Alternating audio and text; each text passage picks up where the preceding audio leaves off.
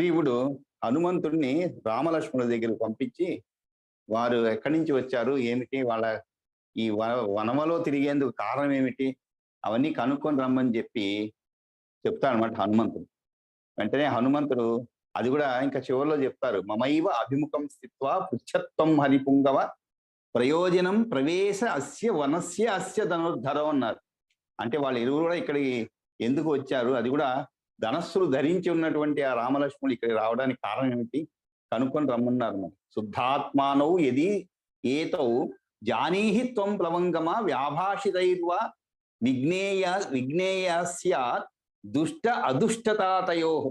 వారి యొక్క మనసులో ఏమున్నది, మంచి చెడు అన్నీ కూడా కనుక్కొని రమ్మంటారు అనమాట. ఎలా కనుక్కోవాలి? వ్యాభాషితైర్వా విజ్ఞేయ అన్నారు. అంటే వాళ్ళతో సంభాషించి వారు ఎటువంటి వారు, దుష్ట ఆలోచనలు కలిగినటువంటి వారా, సదాలో